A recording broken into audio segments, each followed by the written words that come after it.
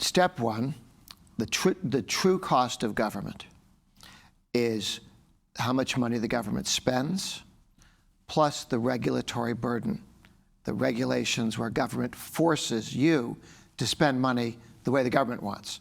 In the United States, our government is too large, is too intrusive, but it is less damaging than the European governments. The United States standard of living is significantly higher than in Europe.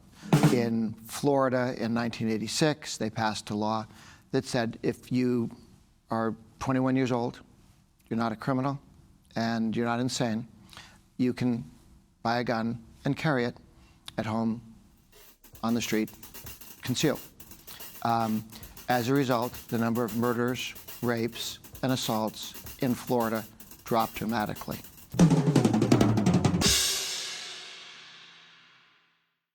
Welcome to Schule Fragen, was ist? My today's guest is from the United States, and that's why I choose this beautiful tie.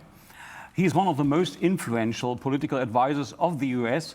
He founded the platform Americans for Tax Reform, which got American politicians not to raise taxes and to sign a taxpayer's pledge. And what this exactly means, I want to discuss, and I'm very happy to discuss with Grover Norquist. Welcome to my show. Good to be with you. First of all, why are you so hardly focused on taxation? Is this the main topic in politics for you? Well, taxation has been a central part of American politics since the founding of the nation. Taxes are the number one relationship that government has with its citizens or subjects, and the power of the state flows from its power to tax. So if you want to maximize individual liberty, to limit state power so people can run their own lives, limiting the amount of other people's money that the government takes by force and spends on what it wants, rather than allowing people to earn money and spend it on their families as they see fit. And if some politicians sign your taxpayer's pledge, what does it mean? They have lifelong not to raise taxes, or how long does the taxpayer's pledge last? The pledge is if you're running for the U.S. House of Representatives or the U.S. Senate or president or governor, the pledge is the length of time in which you are a congressman or a senator or a governor. If you run for a different office, you would take the pledge again because you would be representing different people in a different capacity. So someone who is a congressman, senator, governor, president says, I'm never raising taxes. Not happening, okay? You could reform taxes, tax some things more, some things less. Reagan had two significant tax reforms that reduced taxes, but some taxes went up as other taxes went down, as did George W. Bush, as did Trump. Every Republican president cuts taxes, but they also take the pledge to never raise them. If you talk to some people in Washington, they told me that when George Bush Sr. Was having his campaign in 1993, I think, he was breaking the pledge, and you were the one who made him lose the election. Is this true? It is true that George Herbert Walker Bush, Bush 41, ran for office promising not to raise taxes in 1988. But in 1990, he raised taxes in order to spend more money. And that was a breaking of his pledge. Democrats voted with him. Most Republicans voted no. And so when he ran for re-election in 1992, he had lied his way into office. He said he wouldn't raise taxes. That's how he won the primary to become the Republican nominee. He said he would never raise taxes, which is why he beat the Democrat in the general. He lied his way into office, and he was punished by being defeated by the American people and voted out of office. Remember, George Herbert Walker Bush was an otherwise successful president. Ronald Reagan won the Cold War, but George W. Bush managed the collapse of the Soviet Union with very little blood on the floor. It was well done. He managed kicking Iraq out of Kuwait and didn't stay to occupy Iraq. Wise foreign policy. One problem. He raised taxes, he lost. Since then, in 1994, the vast majority of Republican candidates for office have signed the pledge and kept it. And that has changed American politics. Because before 1994, the Republicans only controlled Congress twice in 62 years. 62 years, from 1932 to 1994. Since Republicans became the party that will never raise your taxes, they have held Congress half the time. That was a revolution. When you started in 1985, I think, you wanted to make the Republicans a no-tax party. Were you successful? Well, in 1985, President Reagan asked me to help the campaign to pass the Tax Reform Act of 1986. So I did that, and one of the things that we shared with the American people in order so that they could trust that tax reform would not be a tax increase. Politicians often say tax reform when they mean tax increase. So that is why we got 100 congressmen, 20 senators, 1 president, to say, if what comes out at the end of this negotiation is a tax increase, we vote no. We vote no. And that's why the Tax Reform Act of 1986 was actually a tax cut, not a tax increase. In Germany, the government is currently in a heated debate on next year's budget, and the Greens and the Social Democrats wanted to make more debt. The Liberals want to stick on what we call the debt brake. What would you recommend? Step one, the true cost of government is how much money the government spends, plus the regulatory burden, the regulations where government forces you to spend money the way the government wants. It might as well be a government decision, even though they pretend that the company or the individual is doing something themselves. So add up all the taxes, add up all the spending, add up all the regulatory costs. That's the cost of government. You can either fund that with taxes or with borrowing, or in the case of regulations, with fiat, with government force. Do this, we say. And the German government and the German people are suffering from a government that spends too much money, regulates too much of people's lives, does not let them act freely on their own. And as a result, they've forced up the cost of energy in Germany to where Germany is not a competitive competitor in world markets for many products. The government hides that in Germany with subsidies. So they raise the cost of energy, which makes the cost of German cars not competitive in the world. So then they steal money from people and subsidize the businesses that they damaged. This is a spiral to failure. How does it start with your taxation policy? I've read that your father had an important role in the idea of reducing taxes.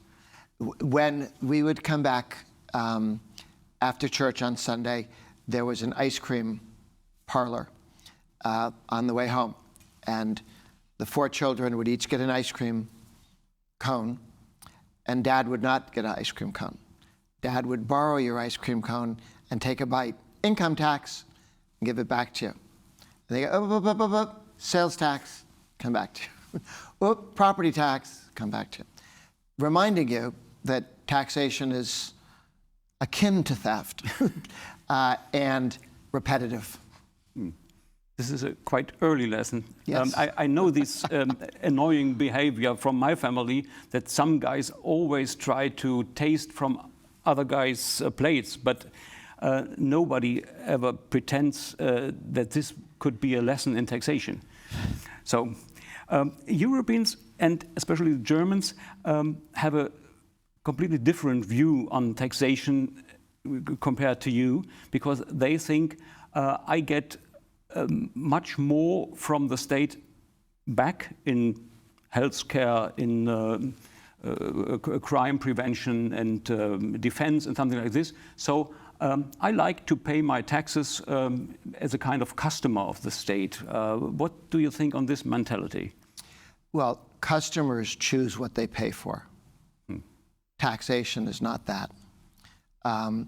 In Europe, a lot of taxes are raised and a great deal of money spent on things the government thinks are interesting. If they were put up for a vote one by one, how many would people vote for? And in the United States, our government is too large, is too intrusive, but it is less damaging than the European governments. The United States standard of living is significantly higher than in Europe. Our growth rates are higher. And we can and should do much better if Trump is the next president with a Republican Congress. Our corporate income tax will go from 21% down to 15%. When Trump was elected in 2017, the corporate income tax in America was 35%, highest in the world, higher than China, higher than Germany, higher than France, higher than anybody in Europe. And we took that rate down to 21. Not good, but okay. Not completely stupid, which is what we had before. As a result, in 1 year alone, in 2019, the growth of income for the middle income family, the median income family in America, saw their income grow 6.8% in 1 year. That is more growth than all 8 years of Barack Obama. Why? Lower corporate income tax. Companies invest in more productive workers. Worker productivity goes up. People can get paid more. And you have to pay them more, because if you don't, your competitor will hire them away from you. And so there's a tremendous connection between the corporate income tax and wages. Lower corporate income tax, higher wages. Higher corporate income tax, lower wages.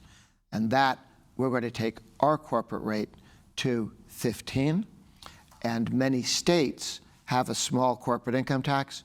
They're going to 0. Left-wing parties usually demanding higher taxes for rich people for giving the money to the poor. Is this a way to fight poverty? What happens when the government,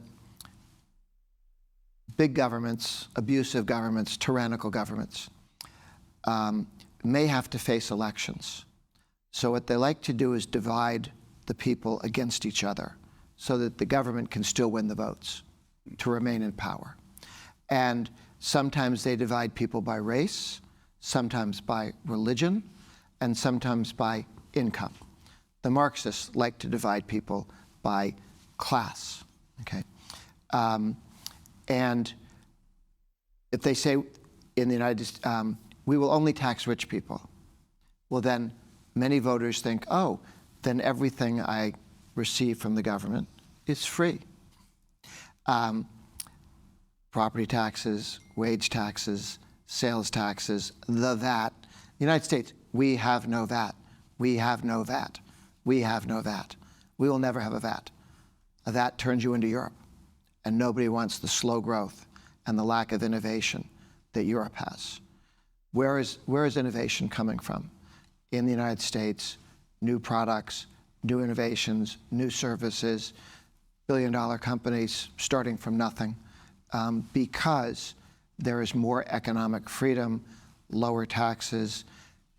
I think too much regulation, too much taxes, but much less than the European sclerotic government, where you have to get permission for everything from the state, from the king.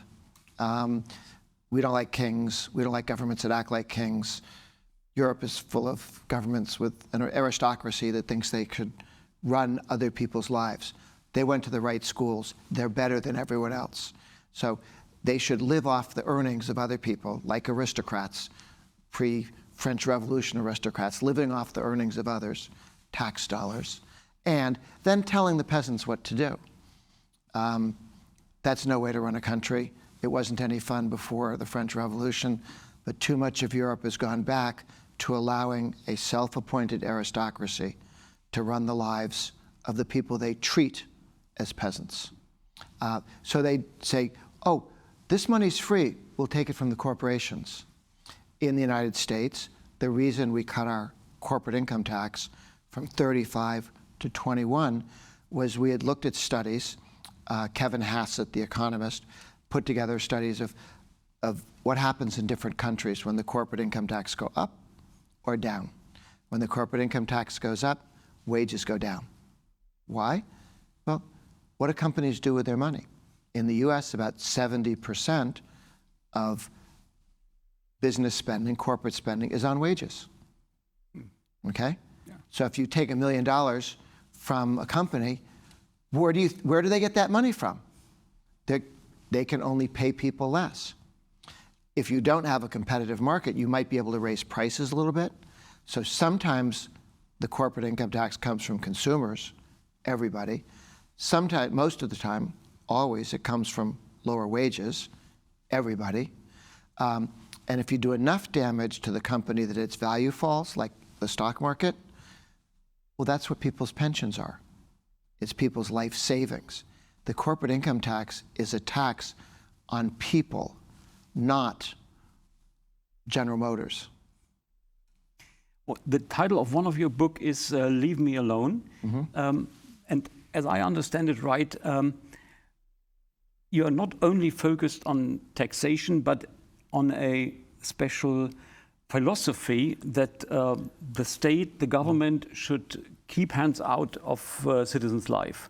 So what does it mean to other parts of politics? Sure. The COVID period must be hell for you. Yes. In the United States, the Republican Party, the conservative movement, the center-right movement, is a leave us alone coalition. I host a meeting, 100 people every week in Washington, D.C. There's similar meetings in most of the 50 states where all the people who represent groups which wish to be left alone are there. In Germany, in Europe, governments used to decide what church people belong to, Protestant, Catholic, and they would murder each other over these topics. And when the government stopped deciding what church people went to, and they said you can go to any church you want to, people stopped getting murdered, killed in wars because of the government's decisions on what church you can go to. The United States had a big benefit. We had many, many different religions when the country was founded, and they all agreed, you know what? The government decides nothing on religion. They will not tell us what religion we can have. They will not tell us what religion we can't have or how to practice it, and a lot less blood on the floor when the government says we're not involved. And when we see the value of freedom of religion and freedom of speech, I realize Germany doesn't have freedom of speech in the same way the United States does, and much of Europe doesn't see that. But we have fairly strong freedom of speech in the United States. And anyone can talk and say anything they want. It's almost impossible to sue somebody, even if they lie, because the truth, other people free to speak the truth is the best way to deal with people who lie, okay? Rather than putting them in jail or fining them. And by the way, who decides what's true? The government? Really? Governments have a very bad history of that. So the more zones where you can allow people to make their own decisions, their property rights. What should be done with your property? Well, you own it, you decide. Okay. You're also a strong supporter of the right to carry arms. This is quite completely different to how we realize public things in Germany or in Europe. So what is your proposal to reduce school killings, to reduce all this misuse of weapons in the public? Sure. In the United States, we have a constitutional amendment that protects people's right to keep and bear arms. That wasn't passed because of crime. That was passed because of a fear of dictatorship, of kingship, of abuse of government. And we've never had a dictatorship in the United States. Europe, every country over here has had dictatorships because the people are not armed and the people can't defend themselves against the abuses that when they take place. We don't have that. We have a much freer system because the government knows their limits to what it can and cannot do. Constitutional limits, but also just physical limits. In the United States, over the last 30 years, there's been a movement to legalize constitutional carry, to legalize concealed carry. In most states, it's okay to carry a gun if people see it, but it was banned to carry a gun if it was hidden. So in Florida in 1986, they passed a law that said if you are 21 years old, you're not a criminal, and you're not insane, you can buy a gun and carry it at home, on the street, concealed. As a result, the number of murders, rapes, and assaults in Florida dropped dramatically. And where laws have been passed to allow people to carry guns themselves, rape, murder, assault goes down. People still steal your car when you're not there, but they don't do carjackings in states where the driver has a legal right to a gun. So you've seen a dramatic reduction in crime where people, honest people, are allowed to be self-armed. You do hear about some public shootings. Where do public shootings take place? In places where the government has said you cannot have concealed carry here. The murderers who have done those have often written, I chose this place because I knew no one else would have a gun.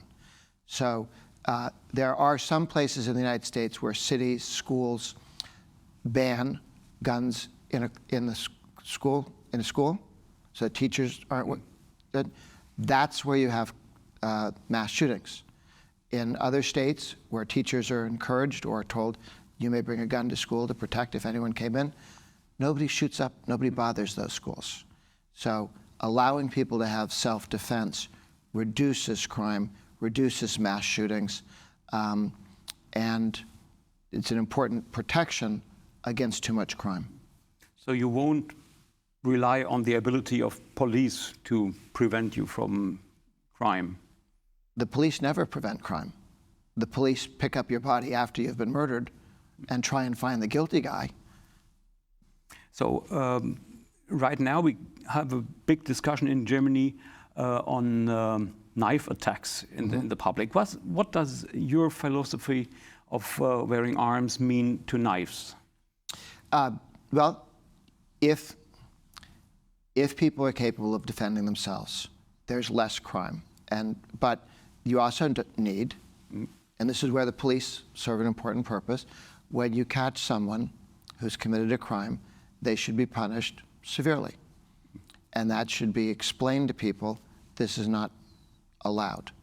So you need both prevention, meaning allowing people to protect themselves, and punishment for people who commit such crimes. Coming back to the use or misuse of public money, it's not only the state or the government who is using money for influencing the political things, and it's also economy trying to engage in social politics, for example, adopt gender ideology. Disney, John Deere, most recently Harley Davidson have at least attempted it, to have a diversity strategy or something like this. So how do you deal with economy's power to influence the society? Well, I would argue that companies don't wield power, because if you don't want to buy from John Deere, you don't have to. If you don't want to go to Disney World, you don't have to. Those companies that have done some things that are a little bit much on, that discriminate based on race, that say we're going to hire people because of their race. Well, that's offensive and un-American. Nobody should be hired because of their race or not hired because of their race. And if they say that, and school universities were giving people places in universities based on race. The Supreme Court ruled that that's unconstitutional. They can't do that, not legally. And universities are independent structures, but that they're not allowed to make decisions like that based on race. That's wrong. That's what South Africa used to do. We shouldn't do that. So I think transparency, there's some companies that have odd positions. There was a beer company which made an ad which bothered some people. Don't buy. Don't buy from them if you don't like it. We don't need a law. Better to let people and consumers go. I think that's wonderful what they're doing, or I think that's not wonderful what they're doing. I will go to companies and work with companies that I'm comfortable with. We can't talk on American affairs without mentioning the presidential campaign. There is one this year? I've heard about it. So some people told me that there should be Kamala Harris, a new candidate. And is it a turning point of the campaign? When I understand media, especially in Germany and in Europe, right, she has already won. Several thoughts. Right now, Trump is running for re-election. He's run twice before, won once, lost once, and is now running for what would be a second term if he got elected. In America, you can only be elected president twice. Then you have to go away. So as not to have a king. You can be president for 8 years, go away. Kamala Harris was the vice president under Biden. And when Biden was not doing very well a year or two ago, but was going to be the candidate for the Democrats, the establishment media in America and Democrats openly were discussing, what are we going to do about Kamala Harris? She's embarrassing. She can't speak in public articulately. She has no accomplishments as vice president. She was supposed to be in charge of immigration, but that didn't work out. So let's get a different vice president. That's the smart move for Biden. Biden needs a different vice president. Then when Biden, his lack of cognitive skills became more obvious during a debate. Remember when he ran 4 years earlier, he hid in the basement. He didn't do speeches. He didn't do questions and answers. He didn't do public interviews like this, because he can't. But what does it mean for the media in America to deny all the time his problems with his mental? Well, it worked in 2020. They denied his problems. They denied that he was hiding from the press, and he got elected. He won, or rather, Trump threw it away. Trump lost. So then we come to 2024. The press a year ago, 8 months ago, 6 months ago, was saying Kamala Harris is an embarrassment. She should get off the ticket. How do we do that? Then when Biden clearly had been exposed, remember, nobody in the press broke the story of what they all knew. They all knew that his cognitive skills were declining. every Democrat in Congress, every Democrat in the Senate, everybody in the White House, every press person in America that ever interacted with those people, they all knew it. And they lied every day to the American people by omission and didn't cover the story. Then one day, after the debate, where he so obviously had problems, they turned on a dime. And they say, that doddering old fool has to go. Anybody who'd mentioned his problems before that was attacked viciously as a liar and a this and a that and a bad person. So by telling that the press attacked people who told the truth in the United States, and then as soon as they didn't want him anymore, they started, the Washington Post said, he's got to go. The New York Times, he's got to go. The leading Democrat intellectuals, he has to go. And then other Democratic politicians pushed him out off a cliff, got rid of him. Then they brought in Kamala Harris, who 6 months before they were saying was an idiot, who was an embarrassment, who should never be allowed in your government. And they decided, oh, she's wonderful. But here's what's interesting. Go back in time to when Dukakis was the Democratic governor running against George Herbert Walker Bush for president. When Dukakis had his convention, and the press was able to tell everybody how wonderful Dukakis was, his points, his polling went up 17%. Like that, above Bush, okay? And then Kamala Harris had her convention, and the bump was like this. Now, in Europe, you may be reading a version of what we hear in the United States. Oh, there's this bump, she's doing better. Very small. And disappeared already.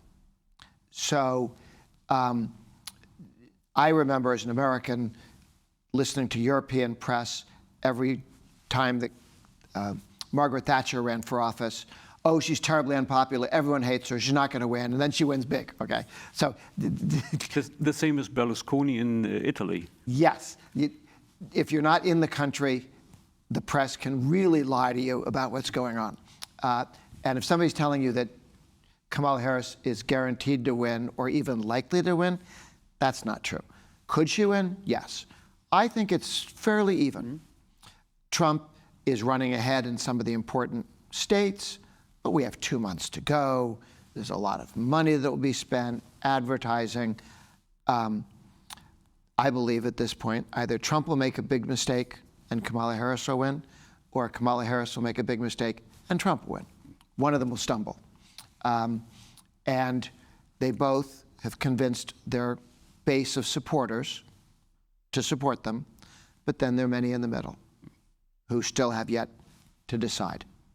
One question which is mostly discussed in Germany is, will the Trump supporters accept if he's going to fail?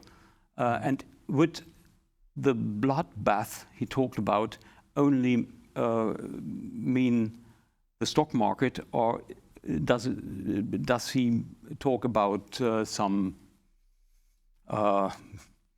violent things to run the capital or something like this? Yeah. In 1980, Reagan won. The New York Times started a campaign that Iran was secretly for Reagan. And that's why Iran, who had kidnapped some American diplomats and did not release them, they wanted, the press, the American New York Times, wanted Iran to release the prisoners so that would help Carter. And Iran didn't do that. Iran released the prisoners just before Reagan took office because they feared what Reagan would do. But the New York Times made up this lie that Iran wanted Reagan to be president. The guy who was going to be a strong supporter of defense, they wanted that. Unlikely. But for a years, they ran a campaign that Reagan wasn't legitimate. Then you had, when Bush won, they claimed that Florida wasn't a legitimate win. And they went on for a year on that subject. What happened the last election, Trump, there were a couple of states where they looked at it and said, you can't tell how people voted because they didn't keep, in Pennsylvania, your signature and your ballot so they'd know who claimed to vote. They threw it away. That's not what the law said you're supposed to do. So you could raise questions and say, well, we think this should be looked at. That's what the debate was when they had the vote in Congress to approve, that recognize the election of Biden. Some Republicans said, could we wait until we see the results of looking into this?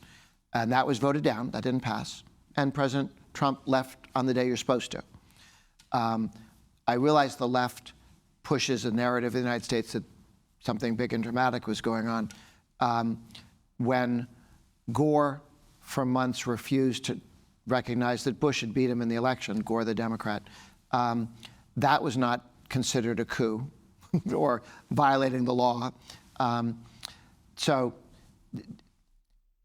they've tried in the United States to make the case that Trump is somehow not democratic because he'd questioned about voter fraud. And this is a bigger thing in Europe because Americans know what happened, so it's not, the reason why it isn't a big deal is that Americans know what happened there and what didn't happen. What would you predict if Kamala Harris win the elections? What does it mean for taxation? She promised, as I know it right, to low taxes and to make house building more affordable to ordinary people. I don't know whether it's true or not. But what would you predict in that case? Well, you don't have to buy my predictions. She has written it down. At Americans for Tax Reform, in her own words, at our website, Kamalanomics, as in kamalanomics.com, we have the list, both her virtually on television saying these things, but also written down. She wants to take the capital gains tax up to its highest level since when Jimmy Carter was president, and back then, the Democrats cut it in half against Carter's wishes.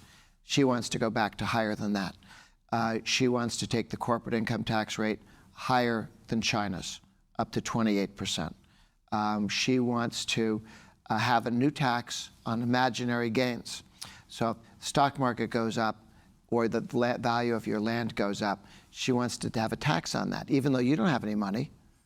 You haven't sold the house, you haven't sold the stock. That tax is unconstitutional, but she still can't be.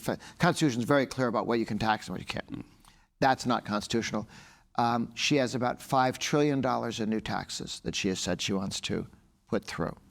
And so that's a rather dramatic set of attacks on new businesses, small businesses, larger businesses.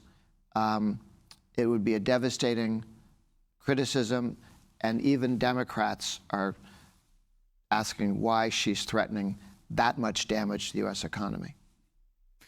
So it sounds that it's going to be a good idea to sign the taxpayers' pledge. Have you already tried to force her to sign it? Well, first of all, we never force anybody to do anything, but we have sent the pledge to her and asked if she wanted to make the commitment. But she's publicly said, I am going to raise taxes. 4 years ago, she bragged about wanting to raise taxes, that she and Biden did raise taxes on everybody in the country. Now she's bragging that she wants to do more of that. And for her constituency, many of whom live off government money taken from taxpayers by government, that plays to her base of people who live off the work of other people. And she tells them, I'm going to get you more. I will steal more from them and give more to you. So those are the people who help work for your campaign and put the energy in. And do you think that those people who support Kamala Harris know about the consequences for taxation? Are there taxpayers? Do they love to pay taxes? The people who support Kamala Harris? No, even Democrats don't want taxes increased if you ask them in polls.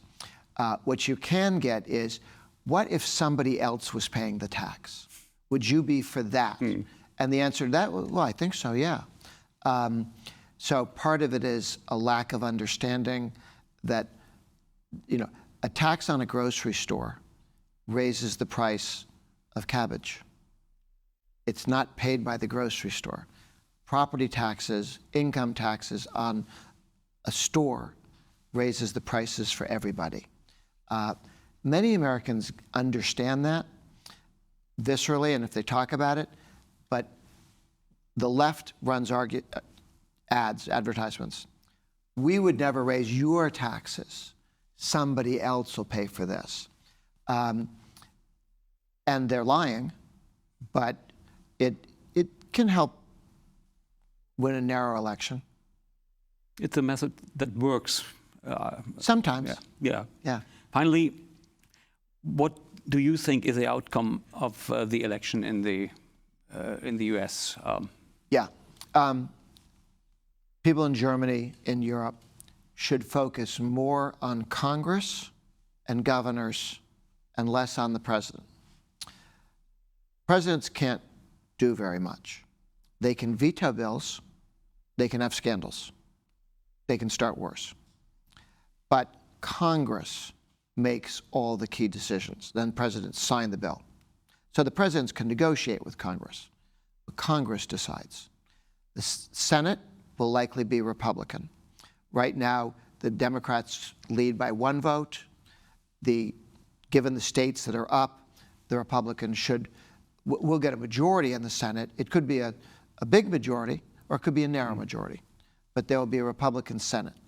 So the Republicans can say to Kamala Harris, no to your tax increases.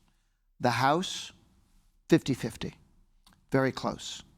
Could stay Republican, it's Republican now, could stay Republican, or it could go Democrat.